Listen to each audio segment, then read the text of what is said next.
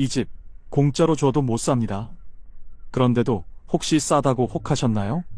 여러분, 요즘 전원주택이나 시골집을 찾는 분들 많으시죠? 은퇴 후 자연 속에서 편하게 살고 싶다는 꿈, 누구나 한 번쯤 꾸어보셨을 겁니다. 그런데 혹시 최근 뉴스 보셨나요? 전원주택 붕괴 위험, 헐값에 샀다가 전 재산 날릴 뻔, 이런 기사, 남의 일 같으신가요? 싸다고 덥석 샀다가 언제 무너질지 모르는 집에 살고 있다는 걸 알게 된다면, 50대, 60대 여러분, 안전한 노후를 꿈꾸셨다면 반드시 끝까지 보셔야 합니다. 오늘 영상에서는 헐값 전원주택에 숨겨진 진실, 그리고 절대 속아선 안 될 경매주택의 위험 신호까지 낱낱이 공개해드리겠습니다. 끝까지 함께 하시죠. 본격적인 영상 시작 전에 구독과 좋아요는 영상 제작에 정말로 큰 힘이 됩니다. 또한 오늘의 영상을 평상시 가족처럼 깊게 생각하는 지인이 있다면 그분에게 꼭 공유해 주셔서 함께 행복한 인생을 보내시기를 바라겠습니다. 여러분, 혹시 전원주택을 한 번쯤 꿈꿔보신 적이 있으신가요? 서울을 떠나 조용한 곳에서 여유롭게 살고 싶다는 생각, 50대, 60대라면 한 번쯤 해보셨을 겁니다. 그런데 최근 한 부부의 사연이 뉴스에 등장해 많은 사람을 충격에 빠뜨렸습니다. 경기도에서 은퇴 후 전원 생활을 꿈꾸며 경매로 저렴한 전원주택을 구입한 어씨 부부. 하지만 기쁨도 잠시, 입주 후 얼마 지나지 않아 집 곳곳에서 균열이 생기고 비가 오면 흙이 쓸려 내려와 집이 점점 기울기 시작했습니다.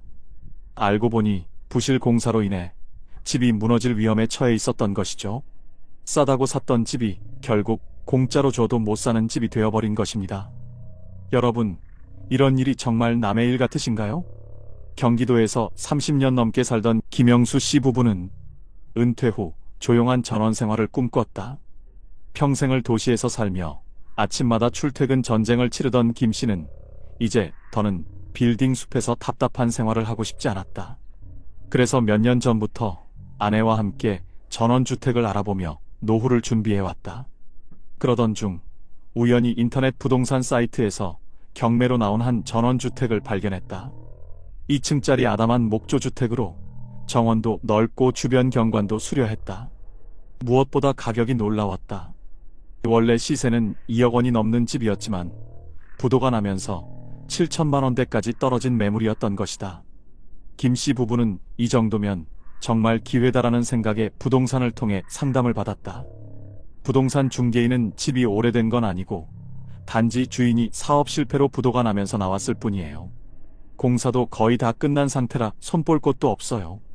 요즘 같은 시기에 이 가격에 전원주택을 구한다는 건 기적 같은 일입니다라고 설명했다. 이미 몇 명이 관심을 보이고 있다는 말까지 덧붙이자 김 씨는 조급해졌다. 이 기회를 놓치면 후회할 수도 있겠구나 하는 생각이 들었다. 몇 번의 경매 유찰 끝에 결국 김 씨는 7,200만 원이라는 파격적인 가격에 해당 전원주택을 낙찰받았다. 도시 아파트 전세값의 절반도 안 되는 가격에 정원이 있는 전원주택을 가질 수 있다는 사실에 김 씨 부부는 마치 로또라도 맞은 기분이었다. 그렇게 계약을 마친 후 김 씨 부부는 짐을 싸서 경기도 외곽의 그 전원주택으로 이사했다. 처음 며칠은 꿈만 같았다. 아침이면 새소리에 눈을 뜨고 마당에서 차를 마시며 여유로운 시간을 보냈다. 서울에 살 때는 상상도 할 수 없던 생활이었다. 그러나 그 행복은 오래가지 않았다. 입주한 지 한 달이 채 지나지 않아 작은 문제들이 하나둘씩 드러나기 시작했다. 처음에는 거실 바닥이 이상하다고 느꼈다. 분명 이사 왔을 때는 평평했던 바닥이 미세하게 기울어지는 느낌이 들었다. 설마 기분 탓인가 싶었지만 며칠 후 식탁 위에 둔 물컵이 바닥으로 미끄러지며 쏟아졌다. 걱정이 되어 집안을 자세히 살펴보니 벽 곳곳에 작은 균열이 보이기 시작했다. 아내는 이거 원래 있던 거 아니야? 라며 대수롭지 않게 넘겼지만 김 씨는 왠지 불안했다. 그런데 며칠 후 예상치 못한 폭우가 내리면서 상황은 더욱 심각해졌다. 밤새 쏟아진 비로 인해 집 근처 경사면에 흙이 쓸려 내려갔다. 다음날 아침 김 씨는 마당으로 나갔다가 깜짝 놀랐다. 담벼락이 기울어져 있었고 일부 석축이 무너져 내린 상태였다. 비바람에 의해 흙이 계속 쓸려가면서 집 자체가 조금씩 기울고 있었던 것이다. 그 피치 자체에 연락했지만 돌아온 답변은 냉정했다. 해당 지역은 개인 부지라서 보수공사는 소유주가 직접 해야 합니다. 김 씨는 급히 건축 전문가를 불러 점검을 요청했다. 전문가는 집안을 한 바퀴 둘러보더니 한숨을 내쉬었다. 이 집, 기초가 제대로 안 돼 있네요. 원래 이런 산지에 집을 짓기 위해서는 기반을 단단하게 다져야 하는데 여기 보세요. 토사가 계속 흘러내리고 있죠? 이 상태로 비가 더 오면 집이 무너질 수도 있어요. 김 씨 부부는 충격에 빠졌다. 전문가의 말에 따르면 이 집은 처음부터 부실공사로 지어졌고 기반이 약해 시간이 지날수록 점점 더 위험해질 수밖에 없는 구조였다. 사실상 이 집은 재건축이 필요합니다. 아니면 안전한 지역으로 이사를 고려하셔야 해요. 재건축? 이사? 김 씨는 그 자리에서 망연자실했다.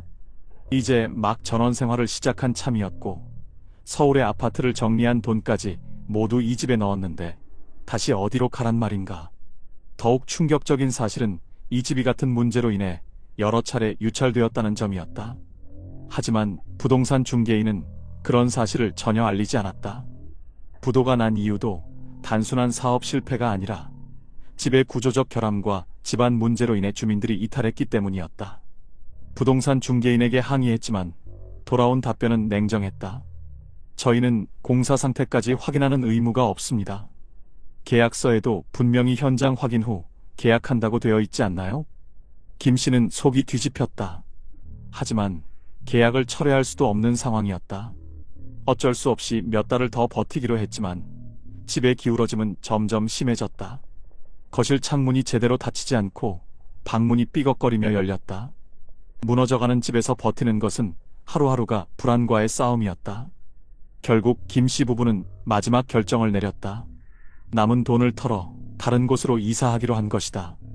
하지만 문제는 누가 이런 집을 사겠느냐였다. 다시 경매로 넘기려 해도 집이 기울어졌다는 사실이 알려지면서 아무도 입찰에 나서지 않았다. 결국 김 씨 부부는 남은 재산을 털어 전세로 작은 아파트를 구해야 했다. 전원 생활을 꿈꾸며 모은 돈을 잃었을 뿐만 아니라 노후를 위한 자금까지 바닥났다. 싸다고 덥석 샀다가 평생 모은 돈을 날릴 줄은 몰랐어요. 김 씨 부부의 이야기는 우리에게 중요한 교훈을 남긴다. 싸다고 무조건 좋은 것이 아니다. 부실공사로 지어진 전원주택은 값이 싸다고 해도 큰 위험을 안고 있을 수 있다. 그리고 한번 잘못된 선택을 하면 노후의 안전마저 위협받을 수 있다. 여러분이라면 이런 상황에서 어떻게 하시겠습니까? 추가로 더 공감할 수 있는 사례 내용을 소개해드리겠습니다. 박정희가 명씨는 62세의 나이에 새로운 도전을 하기로 마음먹었다. 남편과 사별한 후 서울에서 혼자 살던 그녀는 점점 도시 생활이 버겁게 느껴졌다. 인구 밀집 지역에서의 소음, 매일같이 오르는 생활비, 그리고 혼자 사는 외로움까지. 이제 조용한 곳에서 편안하게 살고 싶다는 생각이 그녀를 사로잡았다. 그러던 중 그녀의 오랜 친구가 시골에 괜찮은 전원주택이 있는데 정말 싸게 나왔다고 귀띔해 주었다. 친구가 보내준 사진 속 주택은 마치 동화 속 집처럼 아늑해 보였다. 벽난로가 있는 거실, 널찍한 정원, 창밖으로 보이는 푸른 산들까지. 그야말로 그녀가 꿈꿔왔던 전원 생활의 모습이었다. 하지만 가장 큰 매력은 가격이었다. 원래 1억 5천만 원이 넘던 집이 주인이 급하게 처분하면서 5천만 원까지 떨어진 것이었다. 친구는 말했다. 이건 정말 기회야. 내가 아는 부동산에서도 추천하는 매물이야. 서울에서 원룸 전세값보다도 저렴한 가격. 그녀는 고민 끝에 직접 집을 보러 가기로 했다. 그녀가 도착한 곳은 강원도의 작은 마을이었다. 도시의 번잡함과는 전혀 다른 한적한 풍경이 그녀를 반겼다. 그리고 집을 보자마자 마음이 확 끌렸다. 사진보다 훨씬 예뻤다. 거실에 커다란 창문으로 햇살이 가득 들어왔고 정원에서는 새들이 지저귀고 있었다. 하지만 이상한 점이 하나 있었다. 집안 곳곳에 곰팡이가 피어 있었고 벽지가 군데군데 뜯겨나가 있었다. 이거 원래 이런가요? 그녀가 묻자 부동산 중개인은 대수롭지 않다는 듯 말했다. 주인이 관리할 시간이 없어서 좀 방치된 거예요. 조금만 손보면 깨끗해질 겁니다. 집 외부도 살펴봤다. 담벼락에는 금이 가 있었고 뒷마당의 작은 창고는 기울어져 있었다. 하지만 부동산 중개인은 시골집은 원래 이런 거다라고 말했다. 그리고 결정적인 한마디를 덧붙였다. 이거 지금 계약 안 하면 바로 다른 사람이 가져갑니다. 그 말에 그녀는 마음이 조급해졌다. 이 가격에 이런 집을 구할 기회가 또 있을까? 결국 박 씨는 바로 계약서를 작성했다. 이사를 한 첫날 밤, 그녀는 그곳에서의 생활이 얼마나 힘들지 전혀 예상하지 못했다. 첫날부터 예상치 못한 문제가 터졌다. 밤이 되자 갑자기 집안 곳곳에서 이상한 소리가 들리기 시작했다. 벽이 뚝뚝 소리를 내며 갈라지는 듯한 느낌이 들었다. 나무로 만든 집이라 그런가 보다 하고 넘겼다. 하지만 다음날 아침 그녀는 큰 충격을 받았다. 거실 바닥이 밤사이 미세하게 가라앉아 있었고 벽에는 금이 더 크게 가 있었다. 그리고 부엌 한쪽 벽에서 물이 새어나오고 있었다. 그녀는 급히 동네 사람들에게 도움을 요청했다. 마을 주민 한 분이 집을 살펴보더니 표정이 심각해졌다. 이 집 오래 못 가겠는데요. 놀란 그녀는 이유를 물었다. 그러자 주민은 이렇게 말했다. 이 동네는 땅이 약해요. 원래 여기가 논이었던 곳이라 집을 지을 때 기초를 튼튼하게 해야 하는데 이 집은 제대로 된 기초 공사 없이 지어진 것 같네요. 이미 땅이 내려앉기 시작했어요. 그녀는 순간 멍해졌다. 이게 무슨 소리지? 집이 무너진다고? 불안한 마음에 그녀는 건축 전문가를 불러 점검을 요청했다. 전문가가 집을 둘러본 후 한숨을 쉬며 말했다. 집을 새로 짓는 게 나을 수도 있습니다. 그녀는 믿을 수 없었다. 분명 이 집을 사기 전에 부동산에서 튼튼하다고 하지 않았던가? 그녀는 부동산에 항해 전화를 걸었다. 하지만 돌아온 답변은 차가웠다. 계약할 때 집 상태 다 확인하셨잖아요. 저희가 책임질 부분은 없습니다. 순간 머릿속이 하얘졌다. 이 모든 게 사기였다는 걸 그제야 깨달았다. 그 후 몇 달 동안 그녀는 매일 악몽을 꾸듯 생활했다. 비가 올 때마다 집의 틈새로 물이 새어 들어왔다. 천장에서 물방울이 떨어지는 소리가 끊이지 않았다. 매일 아침이면 바닥이 조금씩 더 내려앉아 있는 것이 느껴졌다. 동네 사람들은 조심스럽게 그녀에게 이사를 권했다. 하지만 그녀는 갈 곳이 없었다. 이미 서울에 집을 정리하고 모든 돈을 이 집에 넣었기 때문이다. 전 재산을 들여 마련한 집이 이제는 공짜로 줘도 못 사는 집이 되어버린 것이다. 결국 그녀는 다시 서울로 돌아가기로 했다. 하지만 집을 팔고 싶어도 살 사람이 없었다. 더군다나 이미 집안이 약하다는 소문이 돌면서 마을 전체의 집값이 떨어지고 있었다. 결국 그녀는 남은 돈을 끌어모아 작은 월세방을 구했다. 전원 생활은커녕 오히려 노후를 망쳐버린 것이다. 평생 모은 돈을 날리고 꿈꾸던 전원 생활도 망가졌어요. 이런 집을 사기 전에 좀 더 꼼꼼히 조사했어야 했는데 너무 늦었어요. 박 씨의 사례는 결코 남의 이야기가 아니다. 싸게 나온 전원주택, 특히 경매 물건에는 반드시 이유가 있다. 기반이 약한 곳에 지어진 집일 가능성, 부실 공사로 인해 무너질 위험이 있는 집일 가능성, 배수나 난방 등 기본 시설이 망가져 있는 집일 가능성. 그러나 많은 사람들이 이런 가격에 이런 집은 다시 못 산다는 생각에 속아 넘어간다. 부동산 중개인들은 빠르게 계약을 유도하고 숨겨진 문제에 대해서는 절대 알려주지 않는다. 여러분이라면 이런 상황에서 어떻게 하시겠습니까? 지금 당장 전원주택을 고민하고 계신다면 신중하세요. 한 번의 선택이 여러분의 노후를 망칠 수도 있습니다. 여러분, 이런 전원주택 피해 사례가 절대 남의 일이 아닙니다. 통계를 보면 그 심각성이 더욱 명확해집니다. 국토교통부의 자료에 따르면 최근 5년간 전원주택 관련 건축하자 신고 건수는 무려 3만 건을 넘어섰습니다. 이 중에서도 특히 부실 공사로 인한 균열과 기울어진 문제가 가장 많았으며 전체 신고의 40% 이상을 차지했습니다. 전문가들은 이것이 단순한 노후화 문제가 아니라 애초에 부실하게 지어진 집이 많기 때문이라고 분석합니다. 더 큰 문제는 경매를 통해 나온 전원주택 중 상당수가 이러한 구조적 결함을 안고 있다는 점입니다. 법원 경매 데이터를 분석해보면 전원주택 경매 물건의 30% 이상이 토목공사나 건축공사에 문제가 있었던 것으로 드러났습니다. 한 부동산 전문가는 말합니다.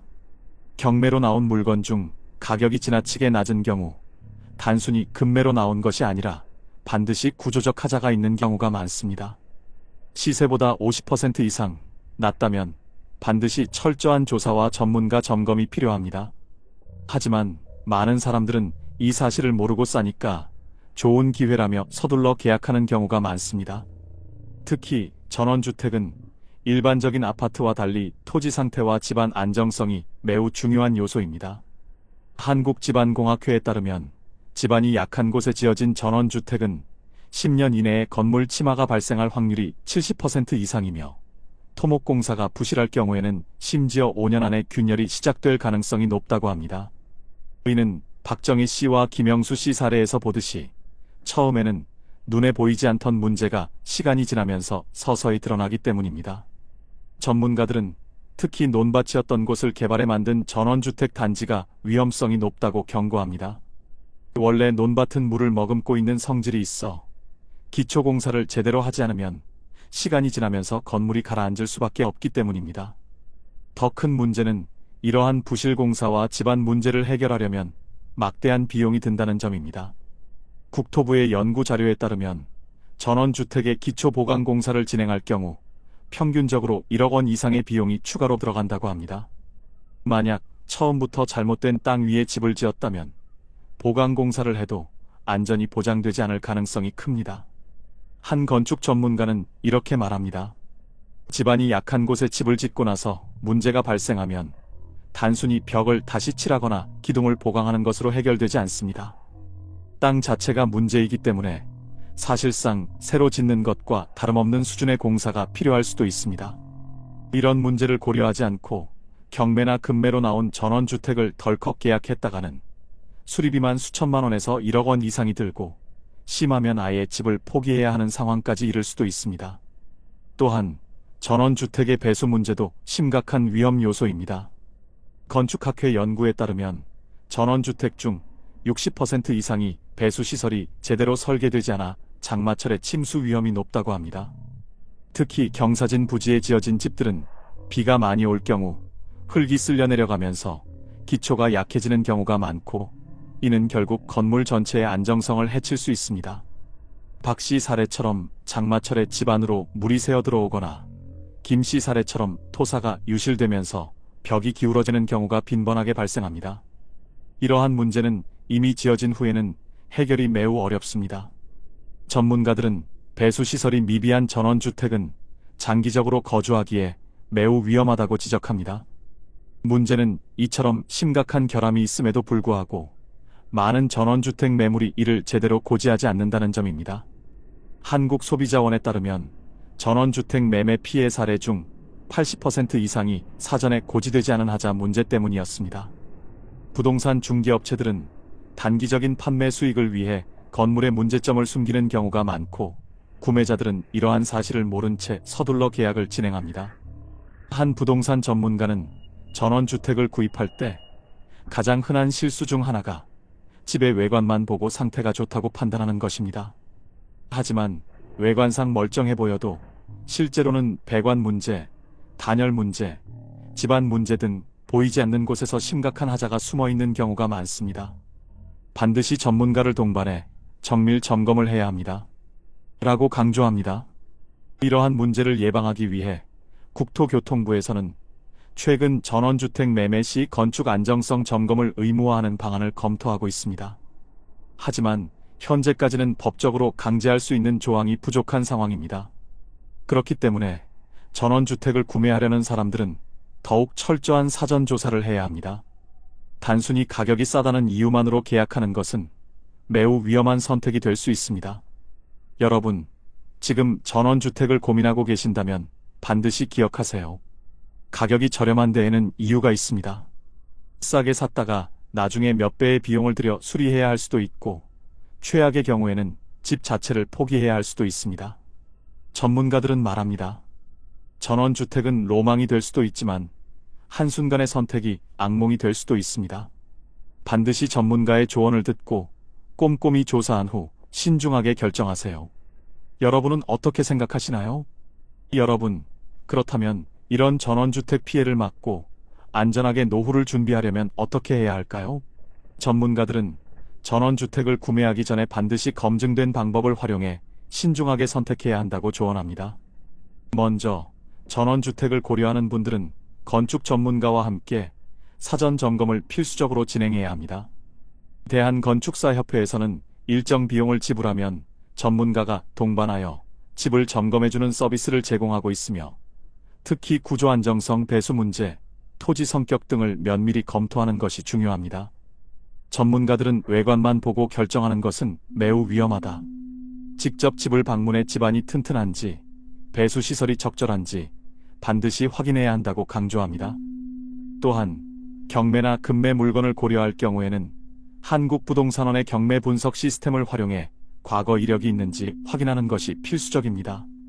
단순히 가격이 싸다고 덥석 계약하는 것이 아니라 해당 물건이 유찰된 이유와 건축물의 안전성 문제 등을 반드시 조사해야 합니다. 전원주택을 구입하는 경우라면 지자체에서 지원하는 건축 안정성 점검 서비스를 활용하는 것도 좋은 방법입니다. 서울, 경기, 강원 등 여러 지자체에서는 고령자를 위한 안전한 주거 환경 조성 사업을 통해 기존 전원주택의 구조적 안전성을 무료로 점검해주는 프로그램을 운영하고 있습니다.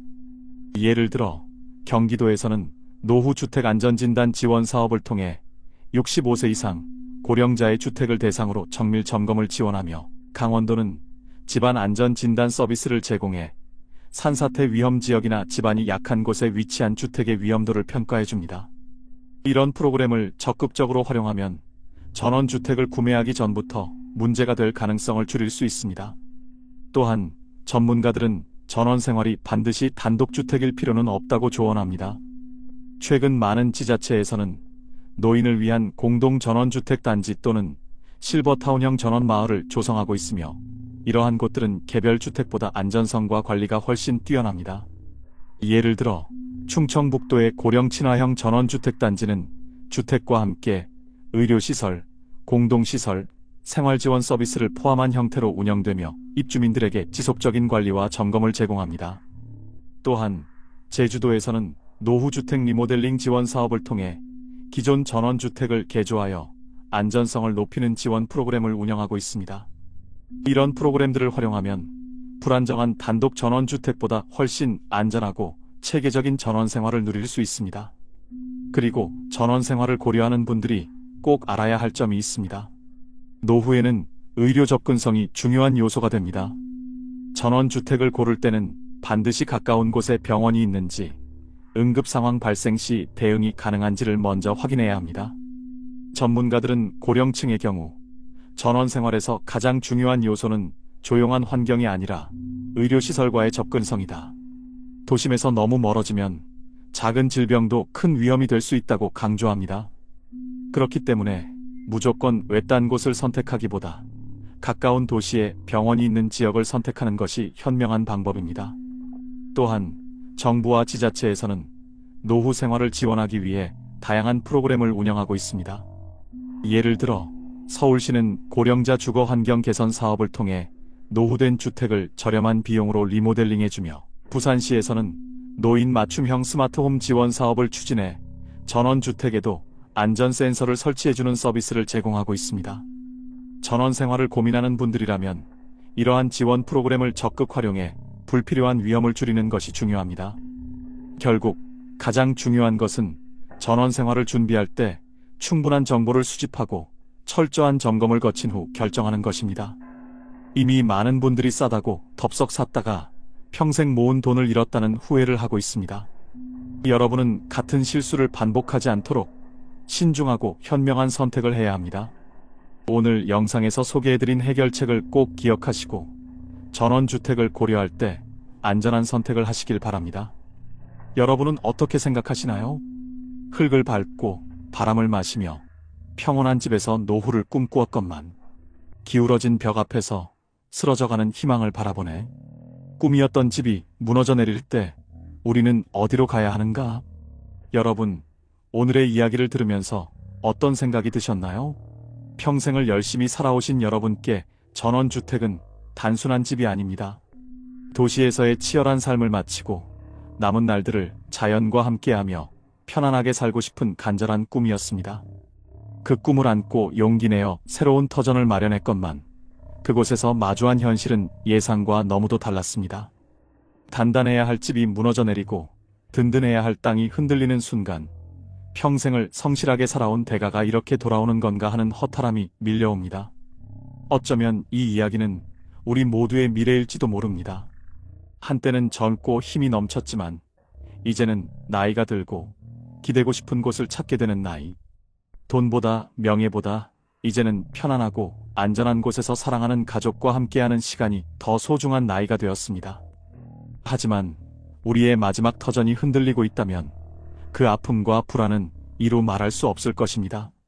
그동안 누구보다 열심히 살아오신 여러분이 인생의 마지막을 두려움과 후회 속에서 보내야 한다면 그것만큼 가슴 아픈 일이 또 있을까요? 하지만 기억하세요. 우리의 삶은 여전히 소중하고 그 남은 날들도 충분히 따뜻하고 평온할 가치가 있습니다. 우리는 이제까지 수많은 어려움을 이겨내며 살아왔고 앞으로도 우리 스스로를 지켜낼 수 있습니다. 오늘의 이야기가 누군가에게는 단순한 경고일 수 있지만 또 다른 누군가에게는 희망이 될 수 있기를 바랍니다. 이제라도 우리는 더 현명한 선택을 할 수 있고 더 안전한 곳에서 편안한 삶을 누릴 수 있습니다. 여러분의 마지막 집이 후회가 아닌 온전히 안식이 될 수 있도록 더 이상 누군가의 무책임한 공사로 누군가의 거짓된 말로 우리의 소중한 노후가 흔들리지 않도록 한 걸음 더 신중하게 한 번 더 철저하게 우리 자신을 위한 선택을 해주십시오. 그리고 그 과정에서 우리 곁에 가족과 친구들도 함께 지켜봐 주세요. 오늘도 끝까지 함께 해주셔서 감사합니다. 여러분의 하루가 그리고 여러분의 남은 모든 날들이 더 안전하고 평온하기를 바랍니다. 내가 이렇게 가난한 건 아빠 때문이야. 여러분, 혹시 이런 말 들어보신 적 있으신가요? 해봤자 안 돼. 그냥 빨리 돈 벌어라. 부모가 던진 이 한마디가 자녀의 앞길을 막는 칼이 된다는 사실 알고 계셨나요? 최근 한 조사에 따르면 우리나라 청년들 중 상당수가 부모의 가난과 부정적인 말 때문에 꿈을 포기했다고 답했습니다. 생각해보세요. 감정 절제를 못하고 화부터 내는 부모, 지식과 정보가 부족해 제대로 방향을 못 잡아주는 부모 밑에서 자란다면 자녀는 어떤 마음이 들까요? 결국 나는 안 되는 사람이구나라는 잘못된 학습만 남게 됩니다. 그런데 더 큰 문제는 이 고통이 세대를 넘어 그대로 이어진다는 겁니다. 하지만 지금이라도 깨닫고 바꾼다면 늦지 않았습니다. 이미 많은 사람들이 이 악순환을 끊어내고 새로운 길을 찾고 있습니다. 여러분도 오늘 영상을 끝까지 보신다면 자녀와 나의 미래를 지켜낼 단서를 얻게 될 겁니다. 준비되셨나요? 본격적인 영상 시작 전에 구독과 좋아요는 영상 제작에 정말로 큰 힘이 됩니다. 박진호는 경기도 안산의 금속가공 중소기업에서 30년 넘게 프레스 라인을 지켜온 현장 근로자다. 새벽 5시 반 철제 사다리를 오르내리며 기계를 예열하던 버릇은 정년이 가까워진 지금도 몸에 밴 습관처럼 남아있다. 집은 오래된 연립주택, 부엌 한쪽 낡은 가스레인지 위엔 지난밤 남은 김치찌개가 식은 채 놓여있다. 아내 윤미화가 아침에 데워 먹으라고 말하면 그는 국물 가장자리에 하얀 기름띠를 한번 훑어보고 말없이 불을 올린다. 그 김치찌개는 이 집의 상징 같은 것이다. 퇴근이 늦은 날엔 물을 더 붓고 힘든 달엔 두부를 반 모만 넣는다. 아들 민수가 고3이던 해 겨울, 진우는 작업복 주머니에서 손을 떼지 못했다. 난방을 줄인 공장 안에선 숨을 내쉴 때마다 흰 김이 났고 현장에는 다음 달엔 잔업이 없다는 소문이 돌았다. 그는 그 말을 집에선 꺼내지 않았다.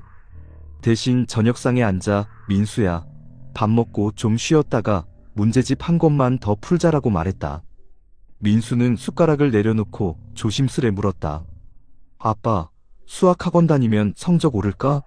그 질문에 식탁 위 김치찌개가 보글보글 끓어오르다 금세 잦아드는 소리만 커졌다.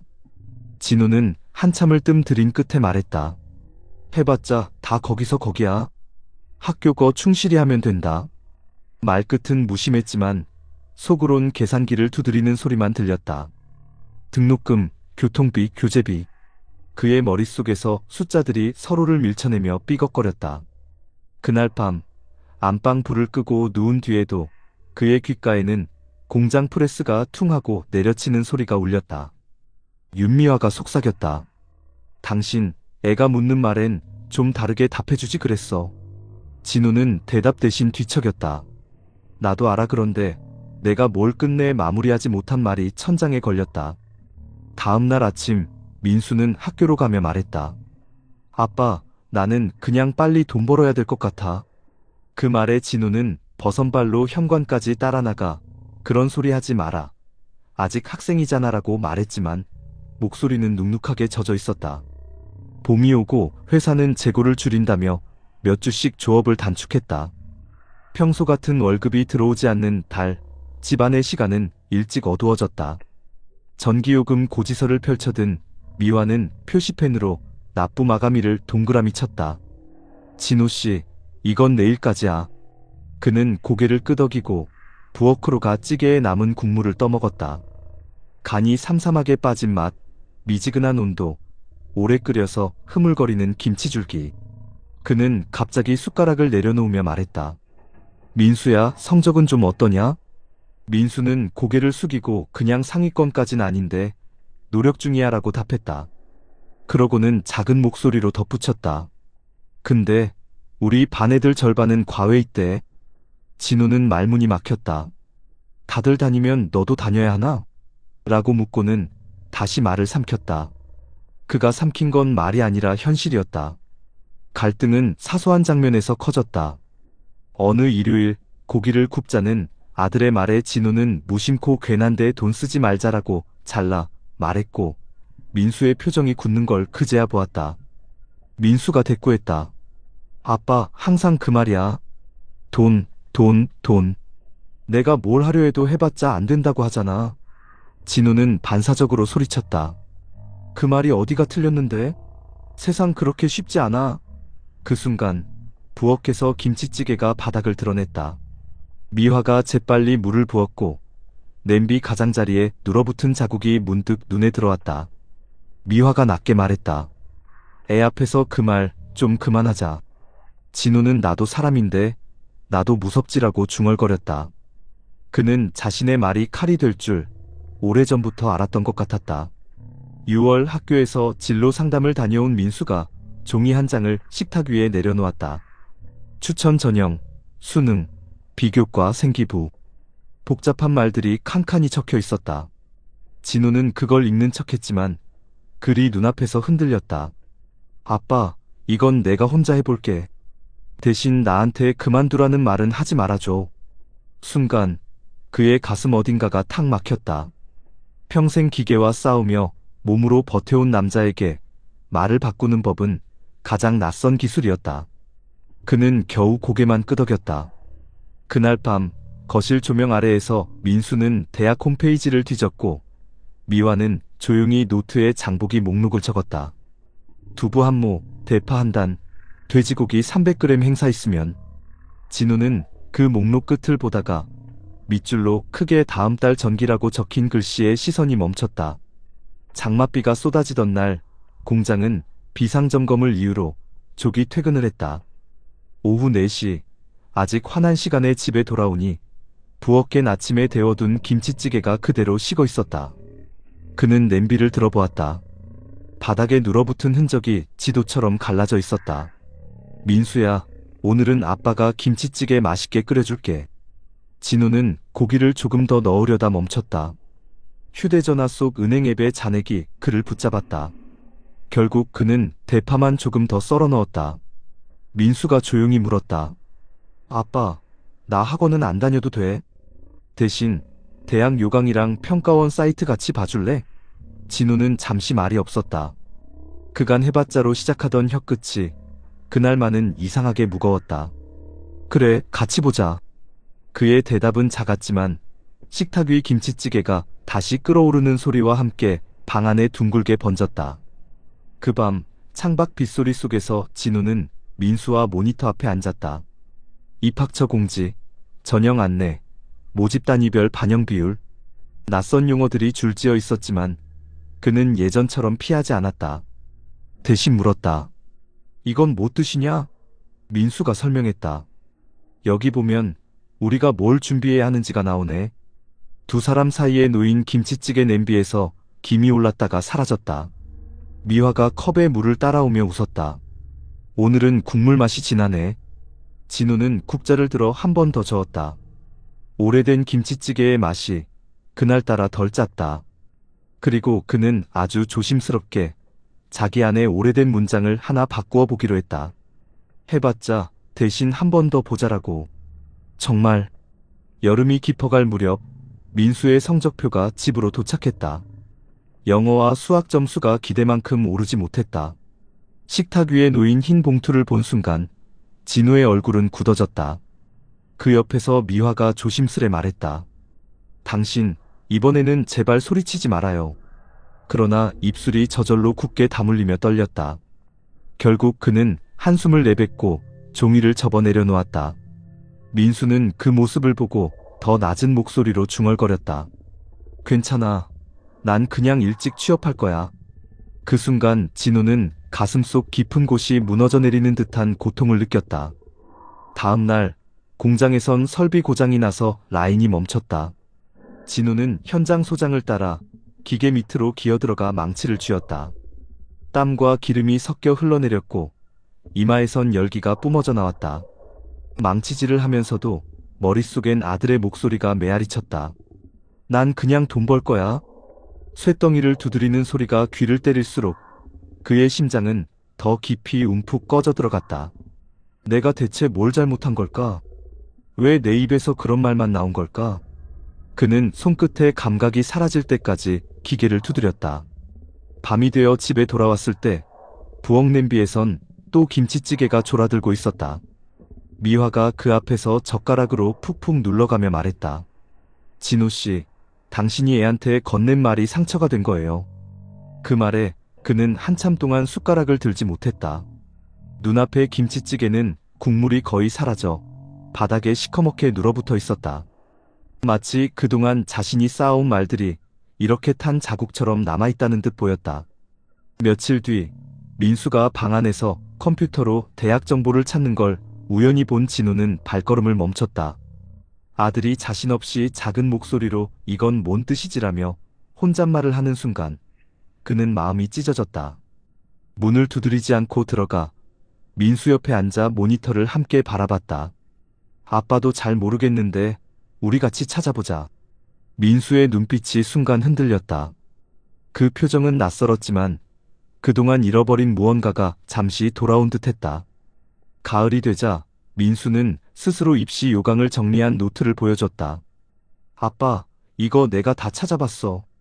빽빽한 글씨 사이로 수정 테이프 자국이 수십 군데나 있었다. 진우는 그 노트를 손끝으로 천천히 훑으며 마음속 깊이 다짐했다. 이제라도 내 말이 아이의 걸음을 막지 않게 해야 한다고. 부엌에서는 여전히 오래된 김치찌개가 끓고 있었지만 이번에는 돼지고기 몇 점이 더 들어가 있었다. 겨울이 오기 전 가족은 처음으로 셋이 함께 식탁에 앉아 대학 지원서를 검토했다. 민수가 설명하고 미화가 메모를 남기고 진우는 고개를 끄덕이며 좋다, 해보자라고 짧게 답했다. 그 순간 부엌에서 김이 모락모락 오르는 냄비는 더 이상 가난의 상징만은 아니었다. 그 안에는 늦게나마 바뀌려는 아버지의 의지와 여전히 포기하지 않는 아들의 희망이 함께 끓고 있었다. 마지막으로 이야기를 듣는 당신에게 묻고 싶다. 혹시 익숙한 잔소리 한마디, 무심한 부정의 말이 자녀의 앞길을 막고 있진 않으신가요? 오늘의 박진호처럼 너무 늦기 전에 바꾸어야 할 말들이 있습니다. 해봤자 안 돼 대신 같이 해보자라는 말, 그 작은 전환이 아이의 미래를 지켜줄 수 있습니다. 지금 이 순간 우리 모두가 돌아봐야 할 건 돈이 아니라 말과 태도일지 모릅니다. 결국 자녀는 부모의 말을 먹고 자라니까요. 여러분 어떠시나요? 위의 사례는 정말 비참하고 서글픈 인생 아닌가요? 하지만 지금부터 소개해드리는 사례는 정반대의 선택으로 행복한 노후를 보내고 있는 분을 소개해드리겠습니다. 김영우 65는 서울 구로구의 한 대기업 전자부품 공장에서 생산관리직으로 평생을 일했다. 늘 회색 작업복 차림으로 출근하던 그는 40대 중반쯤부터 달라진 습관이 생겼다. 점심시간마다 구내 식당에서 밥을 먹고 난 뒤 늘 한쪽 구석에서 수첩을 꺼내 수입과 지출을 적곤 했다. 동료들이 야, 그까짓 몇만 원 저거 뭐해? 라며 웃어도 그는 미소만 짓고 다시 계산기를 두드렸다. 그의 집은 낡은 빌라였지만 거실에는 언제나 정리된 가계부가 있었다. 아내 이정화 63는 처음엔 그 꼼꼼함을 답답해했으나 시간이 갈수록 안심이 되었다. 영우 씨, 이 돈은 뭐야? 라고 묻곤 했는데 그는 늘 똑같이 대답했다. 퇴직하면 바로 필요할 돈. 그때 가서 허둥대면 늦어. 영호에게도 위기는 있었다. 2008년 금융위기 때 회사는 구조조정을 단행했다. 젊은 직원들은 불안에 떨었고 현장은 술렁였다. 그날 집에 돌아온 그는 거실에서 아내와 긴 대화를 나눴다. 정화가 물었다. 우리도 잘리는 거 아냐? 영호는 한참 뜸을 들이다가 말했다. 혹시 모르지. 하지만 우리가 준비한 적금, 퇴직연금은 안전하게 들어가 있어. 큰일은 없을 거야. 그 말은 단순한 위로가 아니라 실제로 몇 년 전부터 꾸준히 부어온 적립식 펀드와 회사 퇴직연금 내역을 바탕으로 한 것이었다. 아들 승민이 대학 입학을 앞두고 있던 시기 등록금 고지서가 날아왔다. 당시 한 학기에 400만 원이 넘는 큰돈이었다. 승민이 조심스레 말했다. 아빠, 나 휴학하고 알바할까? 요즘 친구들 다 그렇게 한다는데. 영호는 단호히 고개를 저었다. 아빠가 준비했어. 너는 공부해. 그게 내일이다. 식탁 위에는 된장찌개 대신 정화가 정성껏 끓인 김치찌개가 있었고 세 식구는 묵묵히 국물을 떠먹으며 마음을 다잡았다. 하지만 모든 게 순조롭진 않았다. 2015년 영호가 60에 가까워지자 회사는 희망퇴직을 권고했다. 동료들 절반이 회사를 떠났고 몇몇은 치킨집과 작은 카페를 열었다. 정화가 물었다. 당신도 나가면 장사할래? 영호는 고개를 저으며 말했다. 나는 모르는 일 안 해. 대신 조금 덜 벌더라도 지금까지 하던 일을 지키는 게 맞아. 그는 끝까지 버텼고 정년퇴직을 하면서 약 1억 5천만 원의 퇴직금을 받았다. 그는 퇴직 직후 그 돈을 단번에 쓰지 않았다. 은행 상담 창구에서 직원이 권유하는 고수익 상품을 거절했고 대신 10년 넘게 지켜온 원칙대로 절반은 안정적인 채권형 펀드에 나머지는 국민연금과 회사 퇴직연금 계좌에 묶었다. 정화는 걱정스레 물었다. 이자도 별로 안 주는데 괜찮아?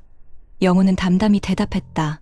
빠르게 불리는 것보다 오래 지켜내는 게 먼저야. 그러나 그의 갈등은 집안에서 시작됐다.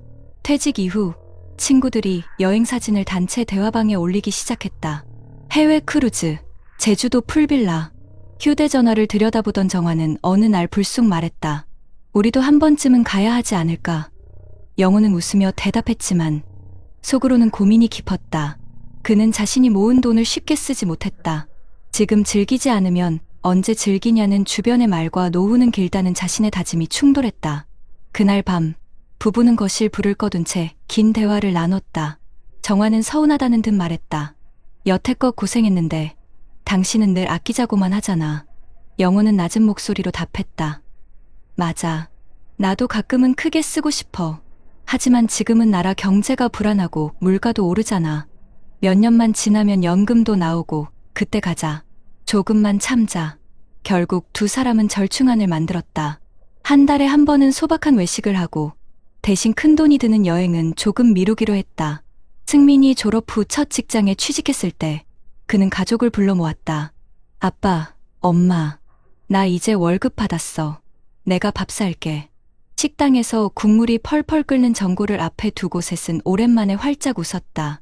그때 영호는 조용히 지갑을 꺼내 준비해둔 통장을 아들에게 내밀었다. 이건 내 결혼자금이다. 조금씩 모아뒀어. 승민은 놀란 눈으로 아버지를 바라보며 말했다. 아빠, 언제부터 모은 거야? 영호는 숟가락을 내려놓고 짧게 답했다. 내가 태어난 날부터. 이렇게 김영호의 이야기는 사소한 선택이 어떻게 노후의 길을 바꾸는지 보여주기 시작했다. 그는 단 한 번도 해봤자 안 된다는 말을 가족 앞에서 내뱉지 않았다. 대신 언제나 조금씩이라도 해보자라는 말을 습관처럼 반복했다. 그러나 이 선택이 진정으로 옳았는지, 그의 삶이 어떤 결말로 이어질지는 앞으로 펼쳐질 이야기 속에서 확인할 수 있다. 퇴직 후 몇 해가 지나자 영호에게도 예상치 못한 위기가 찾아왔다. 2023년 겨울, 병원에서 고혈압과 당뇨 초기 진단을 받은 것이다. 의사가 조심스럽게 말했다. 생활관리 잘하셔야 합니다. 약은 시작해도 되고 식단이 더 중요합니다. 집에 돌아와 부엌에 앉은 그는 정화에게 털어놓았다. 여보, 나도 이제 몸이 예전 같지 않아. 정화는 잠시 멈칫하더니 냄비에 다시 국물을 붓고 말했다. 당신, 그동안 참았던 거 이제는 제대로 써야겠네. 건강 지키는데. 이 사건은 큰 전환점이 되었다. 그는 평생 돈을 모으는데 집중했지만 건강과 여가에 쓰는 용기를 배우기 시작했다. 주치의 권유대로 수영장을 등록했고 부부는 매주 2번 동네 문화센터의 요가 교실에 나갔다. 처음엔 어색했지만 함께 웃으며 스트레칭을 하다 보니 집안 분위기도 한결 밝아졌다. 정화가 말했다. 이제야 사람 사는 것 같아. 그러던 어느 날 아들 승민이 부모를 불렀다. 아빠, 엄마, 저 결혼합니다. 식탁 위에는 뜨끈한 김치찌개가 올려져 있었고 세 사람은 웃음과 눈물로 저녁을 보냈다. 그 자리에서 영호는 조용히 말했다. 승민아, 아빠가 내 결혼자금 준비해둔 거 기억하지?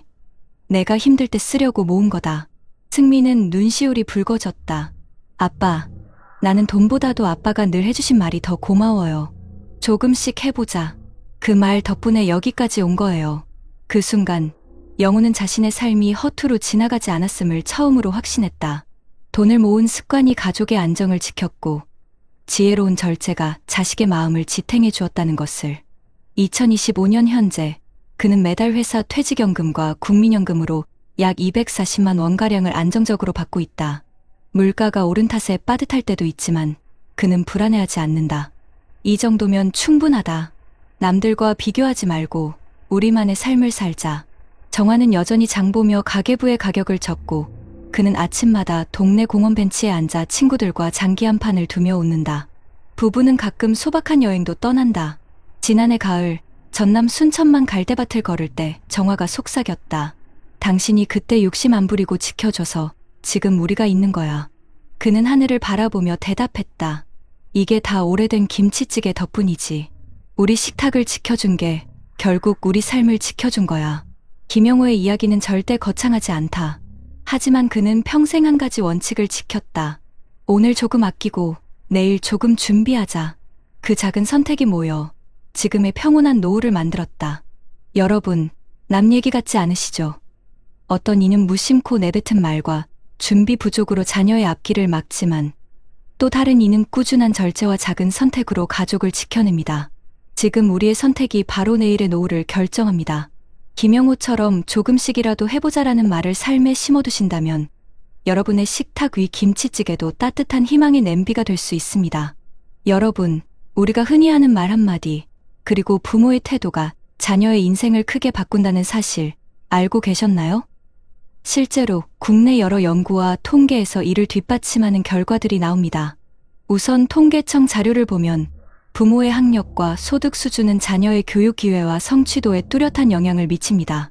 한국교육개발원에서 발표한 교육격차 관련 보고서에 따르면 부모의 소득이 하위 20%인 가정의 자녀는 상위 20% 가정의 자녀에 비해 대학 진학률에서 현저히 낮은 수치를 보였는데 이는 단순히 경제적 지원의 차이만이 아니라 가정 내 분위기, 학습 습관, 부모의 태도와 직결된다는 점을 강조하고 있습니다.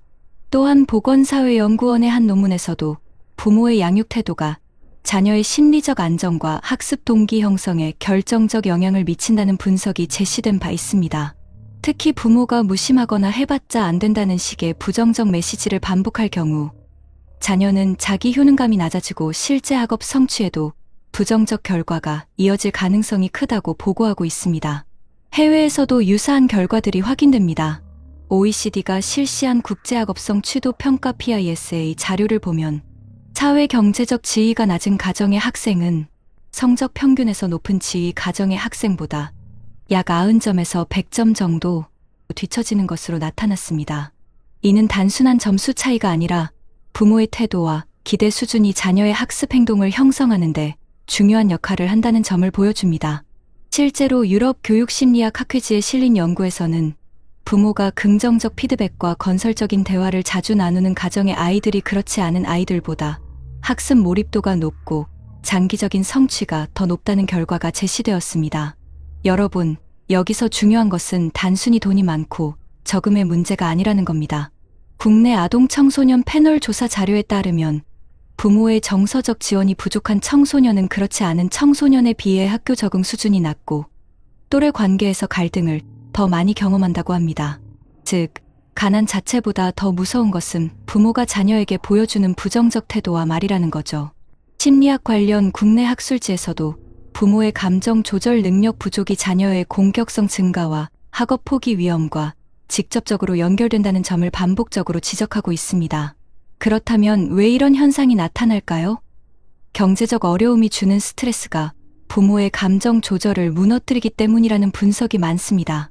한국노동연구원 보고서에서는 소득이 낮을수록 가정 내 갈등과 언어적 폭력이 증가한다는 자료를 제시했는데, 이는 경제적 압박이 부모의 의사소통 방식을 바꾸고 그 결과 자녀의 정서 발달에도 부정적 영향을 준다는 점을 보여줍니다. 이와 유사하게 해외 저널에서도 경제적 빈곤 상태의 부모가 자녀에게 빨리 돈 벌어라, 공부해봤자 소용없다라는 부정적 메시지를 더 자주 보낸다는 연구 결과가 실려 있습니다. 결국 부모가 경제적 문제로 받은 스트레스가 아이에게 고스란히 전염되는 겁니다. 또 하나 주목해야 할 점은 정보와 지식의 격차입니다. 국내 사회조사 자료를 보면 부모의 학력이 높을수록 자녀의 진로 선택 과정에서 다양한 정보를 제공할 확률이 높다고 합니다. 반대로 학력이 낮거나 지식 접근성이 떨어지는 부모는 자녀가 중요한 시기에 스스로 모든 결정을 감당하게 두는 경우가 많았습니다. 한국교육학회 학술지에 실린 한 논문은 부모의 정보력 부족이 곧 자녀의 기회 상실로 이어진다라는 결론을 내리기도 했습니다. 해외 연구에서도 마찬가지로 부모의 정보 제공이 제한적일수록 아이들은 불리한 선택을 하게 되고 결과적으로 사회 이동성이 낮아진다는 분석이 제시되고 있습니다. 여러분, 중요한 건 여기서 끝나지 않습니다. 부모의 태도와 환경은 단순히 자녀의 학업 성취뿐 아니라 평생의 삶의 태도와도 연결됩니다. 한국보건사회연구원의 세대 간 이동성 보고서에 따르면 부모가 긍정적인 메시지를 주고 교육적 지원을 아끼지 않은 가정에서 자란 아이들이 성인이 되었을 때 사회적 이동성도 더 높았다는 사실이 확인되었습니다. 반면 가난과 부정적 태도가 결합된 가정에서 자란 아이들은 성인이 되어도 비슷한 어려움을 반복하는 경우가 많았습니다. 해외의 장기 추적 연구에서도 부모의 부정적 언행은 자녀의 정신건강 문제, 낮은 사회경제적 성취와 강하게 연결된다는 결과가 있습니다. 2025년 현재 대한민국의 현실은 어떤가요? 통계청의 최근 자료에 따르면 중장년층의 약 절반은 여전히 자녀의 교육비와 생활비를 동시에 부담하며 살아가고 있습니다. 이는 부모 자신이 은퇴 후 준비에 소홀할 수밖에 없게 만들고 그 결과 노후 빈곤과 자녀 지원 부족이라는 이중의 악순환을 낳고 있습니다. 실제로 한국연금연구원의 자료에 따르면 60대 부모 중 약 40%가 자녀로부터 경제적 지원을 기대하지 못한다고 응답했습니다. 결국 부모 세대의 준비 부족이 자녀 세대의 불안을 가중시키는 구조가 만들어지고 있는 겁니다. 여러분, 이 모든 통계와 연구가 말해주는 메시지는 단순합니다. 가난이 문제라기보다 가난이 부모의 태도와 말, 그리고 준비 부족과 결합될 때 자녀의 앞길을 막는 가장 큰 걸림돌이 된다는 겁니다. 부모의 작은 말 한마디, 해봤자 안 된다라는 무심한 문장이 아이의 인생을 꺾어버릴 수 있다는 사실, 이제는 더 이상 남 얘기가 아닙니다. 여러분, 그렇다면 이렇게 부모의 감정 폭발이나 해봤자 안 된다는 말이 자녀의 앞길을 가로막는 문제, 어떻게 풀 수 있을까요? 전문가들은 공통적으로 부모의 언어와 태도를 바꾸는 게 가장 빠른 해법이라고 지적합니다. 실제로 보건사회연구원 조사에 따르면 부모의 정서적 지지가 충분할 때 청소년의 학업 몰입도와 심리적 안정감이 2배 가까이 높아진다고 합니다. 이 지점을 놓치지 않기 위해 정부와 지자체가 다양한 정책을 내놓고 있는데요. 먼저 교육부는 2025년부터 초등 저학년을 대상으로 늘봄학교를 확대 운영해 방과 후 돌봄과 학습 지원을 국가 책임으로 강화하고 있습니다. 돌봄 공백에서 비롯된 부모의 스트레스와 감정적 폭발을 제도적으로 완충하겠다는 취지죠. 서울시는 저소득층 가정 학생들을 위해 서울런을 운영하며 온라인 강의와 멘토링을 무료로 제공하고 있습니다. 이 덕분에 학원비 부담으로 자녀에게 하지 말아라는 말을 반복하는 부모 대신 디지털 환경에서 더 나은 학습 기회를 제공할 수 있게 되었죠. 또 서울가족학교나 각 지역 가족센터에서는 부모 교육 프로그램을 통해 감정 조절, 자녀 대화법, 양육 스트레스 관리를 주제로 한 교육 과정을 꾸준히 운영 중입니다. 실제 연구에서도 이런 부모 교육에 참여한 부모들의 언어 습관이 바뀌고 아이의 자존감이 향상됐다는 결과가 보고된 바 있습니다. 정서적인 부분에서 지치고 힘들 때는 지역 정신건강복지센터나 보건복지부가 운영하는 마음건강 상담 프로그램을 통해 무료 또는 저렴한 비용으로 전문 상담을 받을 수 있습니다. 부모가 먼저 안정되면 아이에게 전달되는 말과 태도 역시 달라진다는 점, 매우 중요한 대목이죠. 경제적인 문제로 자녀에게 부정적인 메시지를 던지는 경우도 많습니다. 하지만 현재 정부는 이를 줄이기 위해 고교 무상교육, 국가장학금 확대, 그리고 청년 월세 지원 사업을 시행하고 있습니다. 특히 청년 월세 지원은 월 20만 원까지 최대 24개월간 보조가 가능해 주거비 걱정으로 부모가 자녀에게 무심코 빨리 돈 벌어라라고 말하게 되는 상황을 완화할 수 있습니다. 저소득 근로가정을 위한 근로자녀장려금도 대표적입니다. 소득 기준에 따라 수백만 원 단위의 현금이 지원되기 때문에 생활에 숨통을 트이게 하고 부모가 자녀에게 당장 돈부터 벌어야 한다는 압박을 줄이지 않겠습니까? 또한 부모 본인이 나는 배움이 부족하다는 열등감으로 자녀를 무시하거나 제어하는 문제를 막기 위해 고용노동부는 국민 내일 배움 카드를 통해 중장년층도 언제든 새로운 기술과 지식을 배울 수 있는 기회를 제공하고 있습니다. 실제로 부모가 배우는 모습을 보여주는 것만으로도 아이들에게는 강력한 동기부여가 된다는 연구 결과가 있습니다. 해외 사례도 참고할 만합니다. 미국의 헤드스타트 헤드 스타트 프로그램은 저소득층 아동에게 교육, 보건, 영양, 부모 참여를 통합 지원하면서 부모의 정보 부족과 가정 내 부정적 언어 습관을 제도적으로 보완해 왔습니다. 연구에 따르면 이 프로그램에 참여한 아이들은 학습 준비도가 높아지고 부모의 양육 태도도 개선되는 효과가 나타났습니다. 또 미국의 근로장려 세액공 JITC는 저소득 가구의 가처분 소득을 높여 부모가 경제적 압박으로 아이에게 부정적인 메시지를 보내는 상황을 줄이는데 기여한 대표 정책입니다. 영국의 Sure Start Sure Start 센터는 보육, 건강, 부모 교육을 한 공간에서 지원해 부모의 무관심과 무지를 체계적으로 줄여주었고 결과적으로 아이들의 언어 능력과 학업 성취도를 높이는 효과를 보였습니다. 전문가들은 이처럼 국가 차원의 공공 서비스가 부모의 언어와 태도를 바꾸는 기반이 된다고 말합니다. 정리하자면 부모의 한마디가 자녀의 인생을 꺾을 수도 지지해 줄 수도 있습니다. 그렇다면 우리가 할 수 있는 건 명확합니다. 부모는 지역의 부모교육 정신건강 프로그램을 통해 언어와 정서를 다듬고 정부와 지자체의 돌봄 교육 주거소득 지원 제도를 적극적으로 활용하며 해외에서 검증된 공공 개입의 사례처럼 작은 변화부터 일상에 적용하는 겁니다. 결국 해봤자 안 된다는 말 대신 같이 해보자라는 말이 나올 수 있도록 제도와 환경을 우리 손으로 잡아야 합니다. 여러분, 지금 영상 설명란에 관련 제도 정보를 제가 정리해 둘 테니 꼭 한번 확인해 보시고 오늘 바로 하나라도 신청해 보시길 바랍니다.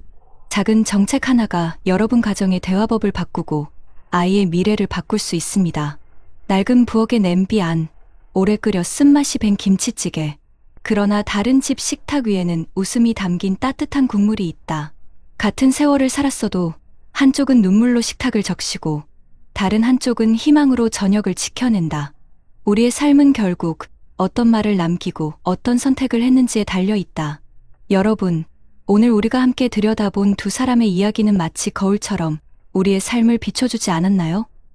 한 사람은 늘 해봤자 안 된다는 말로 자녀의 마음에 상처를 남기며 스스로도 지쳐갔습니다. 그 부엌 냄비 속 김치찌개는 언제나 바닥이 타들어갔고 가족의 웃음 대신 무거운 한숨이 자리를 채웠죠. 반대로 또 다른 사람은 평생 작은 절제와 준비로 조금씩이라도 해보자는 말을 자녀에게 건네며 노후를 맞이했습니다. 그 집 식탁 위의 김치찌개는 늘 정갈했고 가족의 대화는 희망을 키워냈습니다. 같은 세월, 같은 땀방울이었지만 남겨진 결과는 너무도 달랐습니다. 여러분, 여기서 우리가 배워야 할 것은 단순히 돈의 많고 적음이 아닙니다. 부모의 말, 부모의 태도, 그리고 하루하루를 어떻게 살아내느냐가 아이의 삶을 결정짓는 열쇠라는 사실입니다. 감정 조절을 하지 못해 무심코 내뱉은 부정의 말이 자녀의 꿈을 꺾을 수도 있고, 반대로 작은 격려 한마디가 아이의 날개가 될 수도 있습니다. 그리고 그 모든 말과 행동은 다시 부모 자신의 노후를 비추는 거울이 됩니다. 50대, 60대, 70대 시청자 여러분, 우리 모두 이제는 잘 알고 있습니다. 은퇴 후의 삶은 길고 준비 없는 노후는 쓰라립니다.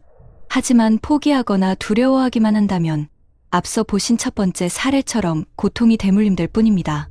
반대로 지금이라도 작은 변화와 선택을 시작한다면 두 번째 사례처럼 가족과 함께 웃으며 따뜻한 저녁을 맞이할 수 있습니다. 그렇다면 우리는 무엇을 해야 할까요? 먼저 내 입에서 자녀의 미래를 막는 말이 나오지 않도록 멈춰야 합니다. 해봤자 안 된다는 절망의 말 대신 같이 해보자라는 희망의 말을 습관처럼 내뱉어야 합니다. 그리고 노후 준비는 절대 뒤로 미루지 말아야 합니다.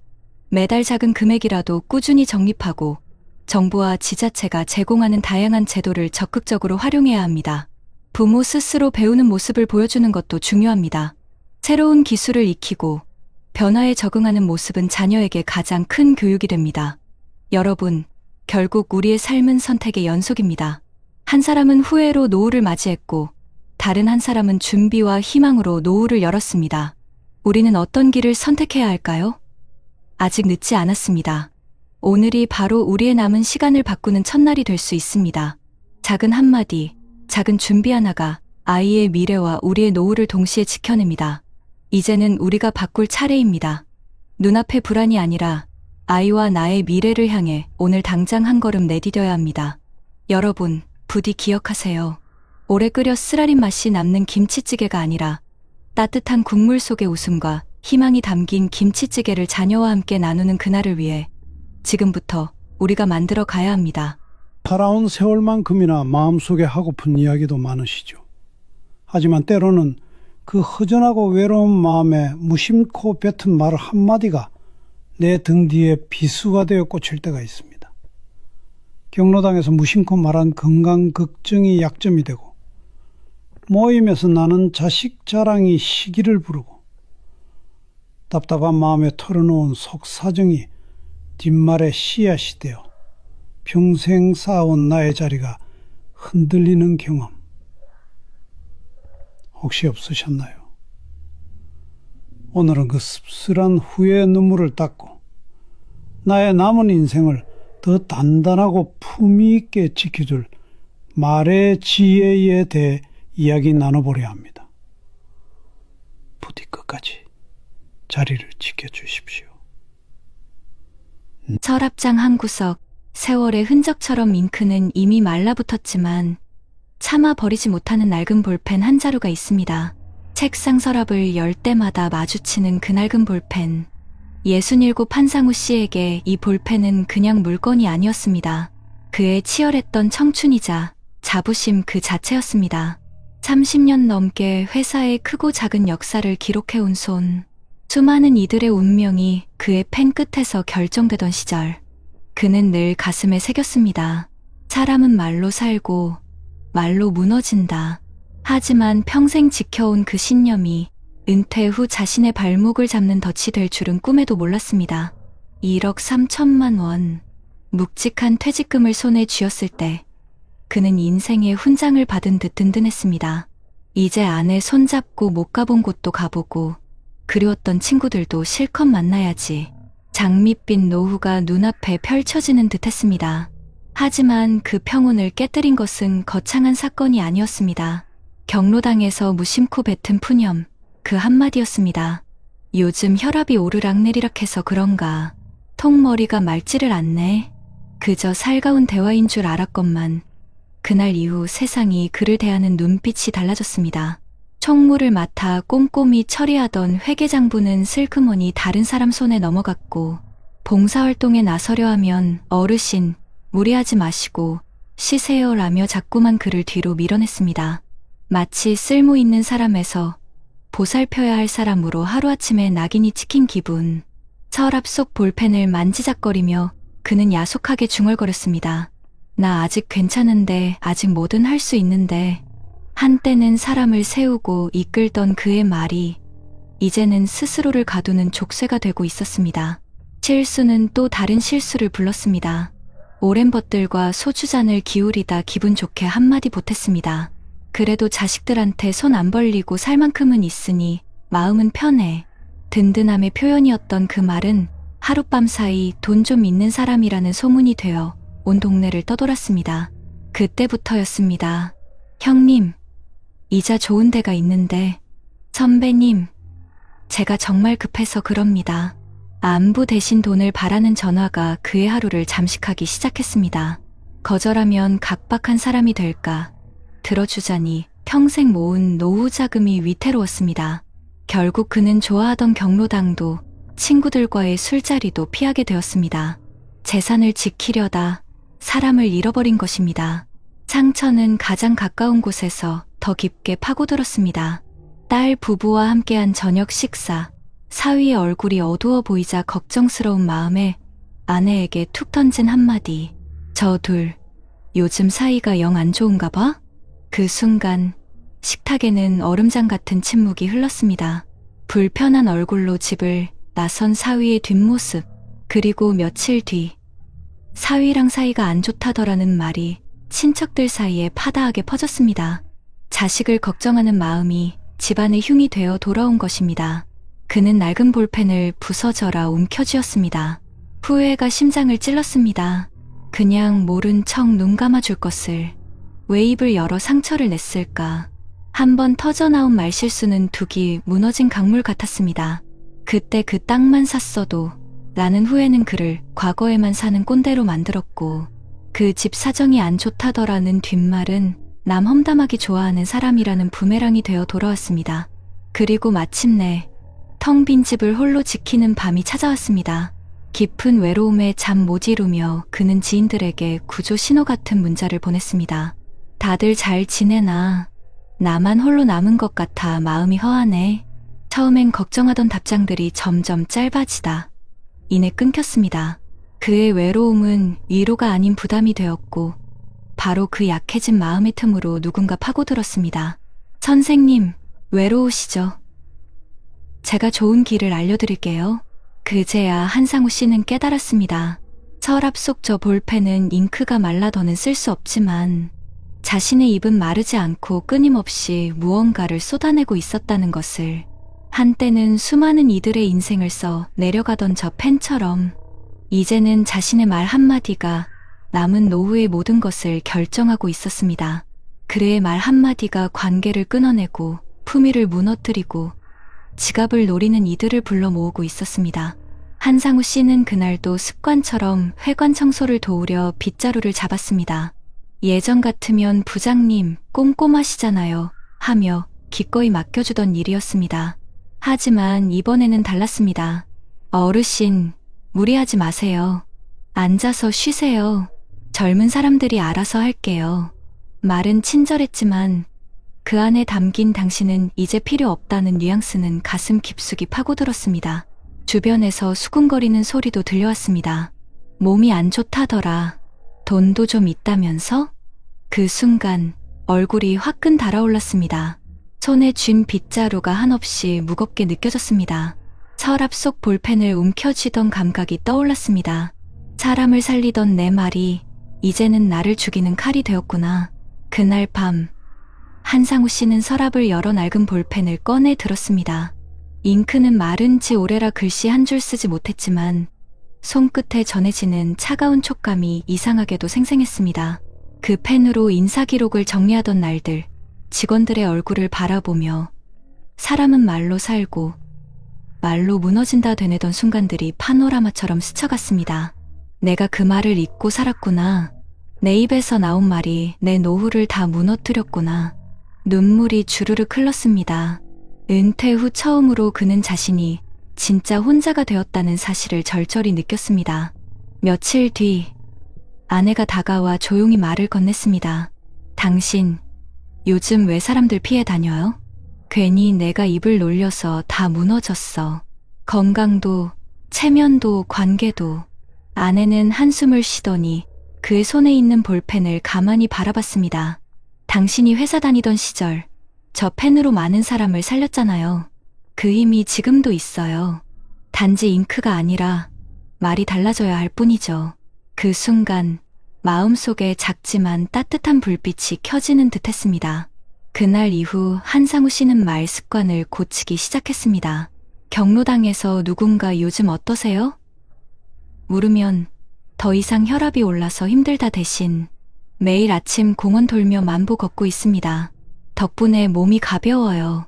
라고 바꿔 말했습니다. 술자리에서 누군가 재산을 물으면 웃으며 고개를 저었습니다. 우리 집은 원칙이 있어요. 돈 얘기는 안 하는 게 편합니다. 가족 앞에서도 입을 조심했습니다. 딸 부부가 티격태격해도 이제는 그저 미소 지으며 말했습니다. 젊은 부부들은 다 그런 과정을 겪더라. 천천히 잘 풀릴 거야. 그의 입에서 흘러나오던 말들이 더 이상 족쇄가 아닌 다리처럼 관계를 이어주는 끈이 되기 시작했습니다.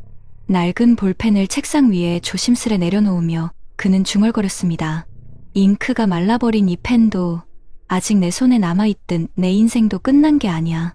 이제는 불필요한 말을 줄이고 꼭 필요한 말로만 나를 써내려가야지. 여러분, 제 얘기가 남의 일 같으십니까? 경로당에서 흘린 건강 이야기, 술자리에서 무심코 뱉은 돈 이야기, 가족 앞에서 던진 불필요한 말 한마디, 그게 제 노후를 무너뜨렸습니다.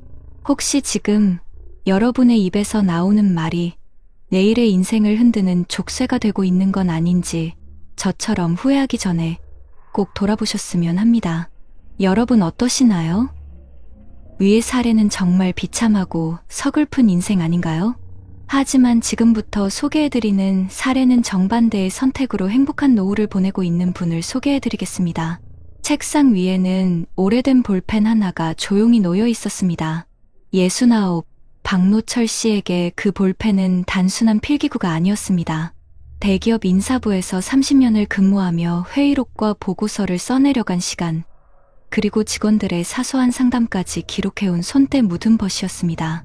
2023년 가을, 박 씨는 1억 6천만 원의 퇴직금을 받아 들었습니다. 앞으로는 아내와 전국 방방곡곡을 다니며 살아야지.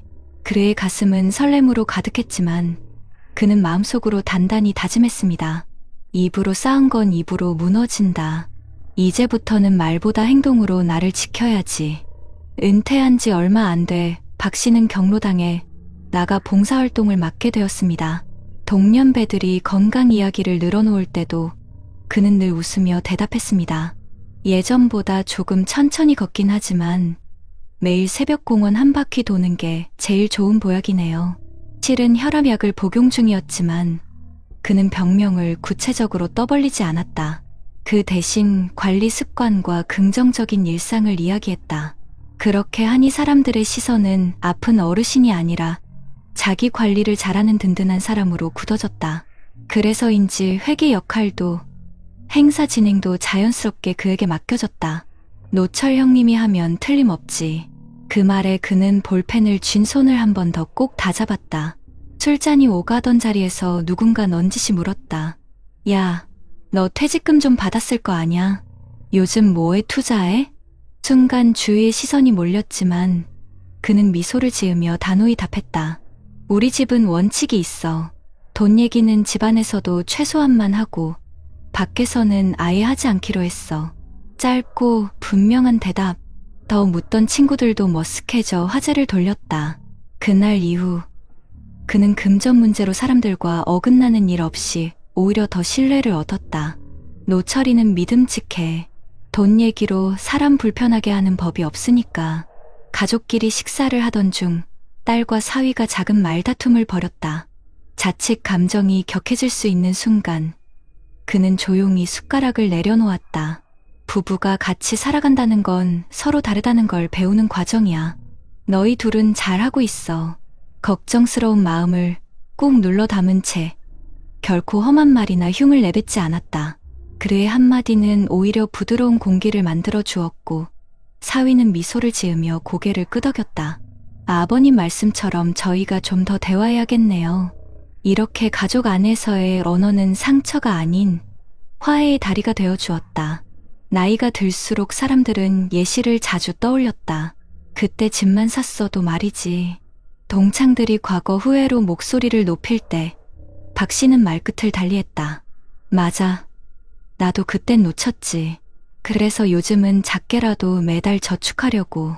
그게 내 교훈이야. 사람들은 그의 말을 듣고 고개를 끄덕였다. 후회로 끝나는 이야기가 아니라 현재를 살아내는 힘으로 바꿔내는 언어. 그것이 사람들의 마음을 움직였다. 누군가 다른 사람 이야기를 흘리듯 꺼냈다. 저 집 요즘 어렵다더라. 주변에서 킥킥 웃음이 터져나올 때 박 씨는 잔을 내려놓으며 부드럽게 말했다. 그 얘기는 우리한테 도움이 될 것 같지 않네. 차라리 다음에 같이 등산 갈 얘기를 하자. 순간 공기가 바뀌었고 대화는 금세 즐거운 쪽으로 옮겨갔다. 사람들은 속으로 느꼈다. 노철이랑 있으면 뒷말이 사라져서 편하다. 은퇴 후 찾아오는 외로움도 그에게 없지 않았다. 하지만 그는 충동적으로 메시지를 보내는 대신 볼펜을 집어들고 공책에 조용히 일기를 썼다.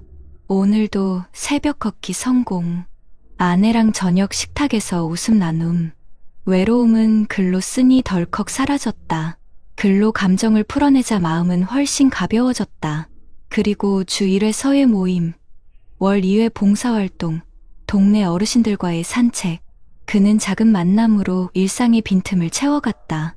밤마다 메시지 대신 일기로 외로움을 달래니 인간관계는 오히려 더 따뜻해졌다. 서랍 속에 놓인 낡은 볼펜은 여전히 잉크가 말라 있었지만 박 씨에게 그것은 더 이상 쓸모없는 물건이 아니었다. 이 볼펜은 이제 내 말의 무게를 대신 알려주는구나. 함부로 흘리지 않고 꼭 필요한 말만 적어야 한다는 걸. 그는 볼펜을 손에 쥔 채 창밖의 햇살을 바라보았다. 그 햇살처럼 따뜻하고 단단한 노후가 그의 앞에 펼쳐지고 있었다. 봄바람이 솔솔 불던 2025년 4월, 경로당에서 작은 문화행사가 열렸다. 노래자랑 순서의 사회자가 그를 불렀다. 오늘 사회는 박노철 어르신께서 맡아주십니다. 박 씨는 잠시 볼펜을 주머니에 쥔 채 무대 앞으로 나섰다. 사람들 사이에서 은근히 들려오는 속삭임이 있었다. 저분은 늘 말이 깔끔해서 좋아. 괜히 몸 약하다 소문내는 분들하고는 다르잖아. 무대 위에 선 그는 사람들의 시선을 느꼈다. 과거 직장에서 느꼈던 긴장감이 스며들었지만 이제는 달랐다. 여러분, 오늘 하루 마음껏 웃고 노래하시면 됩니다. 걱정은 잠시 내려놓으시고요. 그 한마디에 장내가 환해졌다. 말의 무게가 달라진 순간이었다. 행사가 끝난 뒤 오랜 친구가 다가와 낮은 목소리로 말했다. 노철아, 너 퇴직금 좀 남아있지? 이번에 좋은 투자 자리가 있는데 과거 같으면 고민하며 갈등했을 수도 있다. 그러나 그는 미리 준비해둔 단호한 대답을 내뱉었다. 미안하다. 우리 집은 돈은 가족 외에는 일절 안 쓰기로 원칙을 세웠어. 짧고 단호한 한마디. 그 말에 친구는 잠시 멋쩍은 표정을 짓더니 이내 웃으며 고개를 끄덕였다. 역시 너답다. 괜히 물어봤다. 그날 밤 그는 서랍 속 볼펜을 꺼내 일기장에 적었다. 오늘도 내 말을 지켜냈다. 지켜낸 말이 나를 지켰다. 며칠 뒤 딸 부부가 다시 집을 찾았다. 이번에도 작은 의견 차이가 생겼다. 딸이 언성을 높이려 할 때 그는 잔잔한 목소리로 끼어들었다. 너희는 아직 젊다. 다투는 건 자연스러운 일이야. 하지만 서로에게 상처되는 말은 남기지 말아라. 그 말이 평생을 따라다닐 수도 있으니까. 식탁은 다시 차분해졌고 딸은 고개를 떨구며 사위의 손을 잡았다. 그 순간 아내가 그의 손을 꼭 잡으며 속삭였다. 여보, 당신이 있어서 우리 집이 평화로워. 그 말에 그는 서랍 속 볼펜이 떠올랐다. 더 이상 말라버린 잉크가 아닌 마음을 적시는 힘으로 남아있었다. 동창들이 모여 과거 얘기를 늘어놓았다. 그때만 집을 샀어도 지금은 부자지. 나는 IMF 때 다 날려서 아직도 힘들다니까. 분위기가 무거워질 때 박 씨가 미소를 지으며 말했다. 맞아. 나도 아쉬움은 있지. 하지만 그때 배운 게 있어. 준비는 미리 해야 한다는 거야. 그래서 지금은 작은 돈이라도 저축하고 건강도 챙기고 있잖아. 그 말에 동창들은 웃으며 잔을 부딪혔다. 그래. 내 말 들으니까 괜히 희망이 생기네. 그날 모임은 후회로 끝나지 않고 미래에 대한 이야기로 이어졌다. 사람들은 그의 말을 듣고 위로와 자극을 동시에 받았다. 외로움이 몰려오는 밤, 그는 예전처럼 충동적으로 메시지를 보내지 않았다. 대신 볼펜을 집어들고 종이에 적었다. 오늘 아내와 산책, 딸과 사위는 화해, 친구와의 대화 속에서 원칙을 지킴. 외로움은 글 속에서 사라졌다. 적어 내려가며 그는 알았다. 외로움은 누구에게나 찾아오지만 그것을 다루는 방식에 따라 약점이 아닌 힘이 될 수 있다는 것을. 제가 살아온 이야기를 들어보시니 어떠신가요? 건강은 자랑하지 않고 관리로 보여주었습니다. 돈은 원칙을 지켜 밖으로 새지 않았습니다. 가족 갈등은 흉이 아닌 화해의 언어로 바꿨습니다. 과거는 후회가 아닌 교훈으로, 뒷말은 칭찬으로, 외로움은 글과 만남으로 달랬습니다. 그 결과 제 노후는 무너진 것이 아니라 더 단단해졌습니다. 여러분, 지금 내 입에서 흘러나오는 말이 내일의 삶을 바꾸는 힘이 된다는 것 잊지 마시길 바랍니다. 박노철 씨는 낡은 볼펜을 조용히 서재 위에 올려두었다. 이제 이 볼펜은 글을 쓰지 않아도 내 마음을 적어주는구나. 햇살은 그의 얼굴을 비추며 잔잔히 미소 짓게 했다. 그의 노후는 더 이상 두려움이 아니라 품격과 평화로 채워져 있었다. 여러분, 실제 통계가 우리에게 경고하고 있다는 사실을 들어보셨나요? 2023년 기준 한국의 65세 이상 노인 인구의 처분 가능 소득 기준 상대적 빈곤율은 38.2%로 확인되었고, 이는 65세 이상 노인 10명 중 거의 4명이 중위소득의 절반에도 못 미치는 소득 수준에서 생활하고 있다는 뜻입니다. 특히 76세 이상 후기 노인 세대에서는 빈곤율이 51.5%에 달해 2명 중 1명이 빈곤층이라는 충격적인 실태도 보고되었습니다. 이처럼 우리나라 노인 빈곤은 단순한 수치 이상입니다. OECD 국가들과 비교해보면 2018년 기준 우리나라 노인의 빈곤율은 43.4%로 OECD 평균 13.1%의 3배 이상에 달했습니다. 더구나 전체 인구의 빈곤율이 15% 내외 수준인 걸 감안하면 노인층의 어려움은 훨씬 더 깊고 구조적인 문제라는 걸 부인할 수 없습니다. 한편 빈곤이 노인 세대에 더 심각한 이유로는 여러 연구가 지목하는 요소들이 있습니다. 예컨대 과거의 고용 형태, 직종 종류, 생애 노동기간 등이 노후 빈곤 여부에 유의미한 영향을 준다는 분석이 있습니다. 즉, 은퇴 전에 얼마나 안정적이고 지속적인 소득 구조를 쌓아왔느냐가 노후의 재정적 안정성에 직결된다는 뜻이죠. 또한 노인의 말과 대화 방식, 사회적 소통 능력은 고립감이나 외로움, 관계 단절과도 밀접한 연관이 있다는 연구도 있습니다.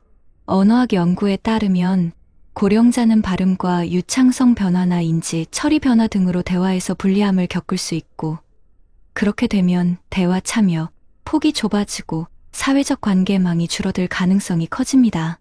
더 나아가 노인이 일상 대화를 덜 하게 되면 인지 기능 유지에도 부정적 영향을 미칠 수 있다는 최근 연구도 보고된 바 있습니다. 이처럼 말을 조심하라는 조언은 단순한 언어 윤리 차원이 아니라 노후의 재정 안전, 인간관계 유지, 인지 건강까지 연결된 복합적인 문제라는 것이 통계와 연구가 보여주는 그림입니다. 여러분, 위의 사례에서 보셨던 말 한마디가 노후를 흔들 수 있다는 건 우리 모두의 현실이 될 수 있죠. 그렇다면 이 문제를 풀어낼 실질적 해법은 과연 무엇일까요? 먼저 우리나라 정부와 지자체에서 이미 시행 중이거나 확장 가능한 정책부터 말씀드릴게요. 현재 정부는 노인 일자리 지원 사업을 운영해 노인들이 소득 활동에 참여할 기회를 주고 노후 소득 기반을 보완하도록 돕고 있습니다. 또한 노인 부양가족이나 고령자 세대에 대한 세금 공제 제도를 확대하고 지방자치단체마다 노인복지센터와 경로당, 주민생활지원과 보건소를 통해 맞춤형 복지 서비스를 제공하고 있지요. 게다가 만 65세 이상 노인을 대상으로 한 기초연금 정책이 있으며 소득 인정액 기준에 따라 차등 지급하는 방식으로 기초소득 보장을 시도하고 있습니다. 일부 지자체는 노인 친화 도시 조성 사업을 추진하여 노인이 정책 결정에 직접 참여하고 거주 환경을 개선하는 조례를 제정하고 노인 복지 정책의 실행과 책임을 지역 단위에서 강화하려는 움직임도 보이고 있습니다. 지금의 사례처럼 노인이 자신의 상태나 자산, 가족사 등을 지나치게 노출하느라 불이익을 받는 문제는 단순히 개인의 말습관 문제만이 아닙니다. 이를 완화하려면 정보 노출에 대한 보호 장치와 교육 프로그램이 필요합니다. 예를 들어 지자체 복지센터나 주민복지 프로그램 차원에서 언어 사용 정보 노출의 위험성 교육 프로그램을 제공할 수 있고 노인 대상 커뮤니케이션 교육이나 심리 상담 프로그램을 통해 말의 경계 설정과 응답 훈련을 도울 수 있습니다. 또한 노인 개인정보 보호를 강화하는 법적 장치, 예컨대 고령층의 건강정보자산 정보가 무단 유출되거나 금융사기에 노출되지 않도록 하는 지역 차원의 감시, 체계나 신고, 창구, 구축이 필요하죠. 해외 사례도 참고할 수 있습니다. 예를 들어 북유럽 일부 국가에서는 고령자를 보호하기 위해 고령자 프라이버시 권리법을 두고 있으며 노인이 겪는 정보 노출 문제와 통신사기 위험을 줄이는 법률 체계를 갖추고 있습니다. 또한 유럽 일부 도시에서는 고령자 디지털 리터러시 교육을 지역사회 단위에서 무료로 제공해 노인들이 자신의 정보 노출과 언어 사용을 스스로 경계할 수 있도록 돕는 정책도 시행 중입니다. 우리나라에서는 이러한 해외 모델을 벤치마킹해 지자체 중심으로 고령자 말 관리 워크숍 또는 노년 언어 수칙 교육 프로그램을 정기적으로 운영하는 제도를 도입할 수 있고 더 나아가 중앙정부 차원에서 노인 커뮤니케이션 보호 가이드라인을 마련해 지역복지센터나 경로당에 보급할 수 있습니다. 또 보건소나 복지센터에서 노인에게 무료 상담 창구를 개설해 노인이 말로 인해 상처받았거나 압박 부담감 느낄 때 상담할 수 있게 만드는 정책도 유용하죠. 결국 개인의 말 습관이 바뀌어야 하지만 제도와 인프라가 뒷받침되어야만 지속 가능하고 안전해질 수 있습니다. 이처럼 정부와 지자체의 제도적 보호 플러스 교육 프로그램 플러스 법률 보호 해외 플러스 모범 사례의 도입이 모여야만 말 한마디로 인생이 무너지지 않는 노후를 만들어낼 수 있겠죠. 한 자루에 볼펜이 있습니다. 잉크는 말라 더는 글씨를 남기지 못하지만 손끝에 쥐어보면 지난 세월의 무게가 느껴지는 펜. 어떤 이는 그 펜처럼 잉크가 다해버린 삶을 살았습니다. 말 한마디의 실수로 기회를 잃고 돈 이야기에 발목 잡혀 사람을 잃고 가족의 흉을 흘려 집안의 평판을 잃었습니다. 그렇게 남은 건 텅 빈 방에서 되돌릴 수 없는 후회뿐이었죠. 하지만 또 다른 이는 그 펜을 품위 있게 사용했습니다. 건강을 걱정 대신 관리로 바꾸어 말했고 재산은 원칙으로 지켰으며 가족에게는 흉이 아닌 화해의 언어를 건넸습니다. 과거는 후회가 아닌 교훈으로 뒷말은 칭찬으로 외로움은 글과 작은 만남으로 다스렸습니다. 그 결과 그의 노후는 더 단단해지고 사람들은 오히려 그 곁에 모여들었습니다. 여러분, 두 사람의 차이는 돈의 액수나 지위가 아니었습니다. 평생을 함께해온 입에서 흘러나온 말 한마디. 그것이 운명을 갈랐습니다. 누군가는 무심코 던진 말로 노후를 잃었고 누군가는 절제와 침묵으로 품격을 지켰습니다. 같은 나이, 같은 세월을 살았지만 끝은 이렇게 달라졌습니다. 생각해 보십시오. 우리도 오늘 하루 얼마나 많은 말을 흘리고 있나요? 자식들 앞에서 던진 한숨, 친구 앞에서 자랑처럼 내뱉은 돈 이야기, 배우자 앞에서 쏟아낸 불평, 그 작은 조각들이 모여 내 노후의 얼굴을 만들고 있습니다. 내일의 나를 지킬지 아니면 무너뜨릴지는 지금 내 입술 끝에서 갈립니다. 여러분, 아직 늦지 않았습니다. 우리가 해야 할 일은 그리 어렵지 않습니다. 건강은 걱정 대신 관리 습관으로 말하고 돈은 원칙으로 지키며 가족은 흉이 아닌 위로로 감싸고, 과거는 후회가 아닌 교훈으로 남기고, 남의 이야기는 흉이 아닌 칭찬으로 돌려주고, 외로움은 글과 작은 만남으로 다스리는 것. 그 단순한 지혜가 우리 삶을 무너뜨리는 족쇄를 끊고 남은 날들을 빛나게 할 수 있습니다. 혹시 지금 마음이 무겁고 관계가 흔들리고 미래가 두렵더라도 기억해 주세요. 오늘부터 단 한 문장만 바꿔도 인생은 달라질 수 있습니다. 나는 힘들다 대신 나는 오늘도 걸어나간다. 돈이 있다 대신 우리 집은 원칙이 있다. 후회된다 대신 그때 배운 덕분에 지금은 준비한다. 말이 바뀌면 생각이 달라지고 생각이 달라지면 우리의 행동과 노후가 달라집니다. 시청자 여러분, 우리가 함께 바라보는 노년은 겨울 같은 계절일지 모릅니다. 하지만 겨울은 끝이 아니라 새로운 봄을 준비하는 시간입니다. 가지를 치워내야 새싹이 돋듯 불필요한 말을 줄이고 필요한 마음만 가꾸면 우리의 노후는 고요하지만 따뜻한 계절로 바뀔 수 있습니다. 오늘 영상이 끝나고 나면 거울 앞에서 자신에게 이렇게 물어보셨으면 합니다. 나는 지금 어떤 말을 남기고 있나? 그리고 그 답이 후회가 아닌 희망으로 이어지길 바랍니다. 여러분, 우리의 노후는 아직 써내려가야 할 빈 페이지입니다.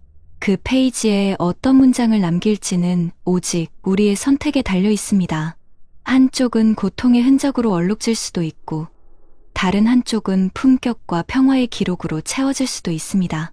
오늘 이 시간을 함께한 우리 모두가 후자의 길을 걷기를 진심으로 바랍니다. 여러분의 노후가 따뜻한 웃음과 존중으로 가득하기를, 그리고 우리의 마지막 페이지가 눈물 아닌 감사와 행복으로 채워지기를 기도합니다.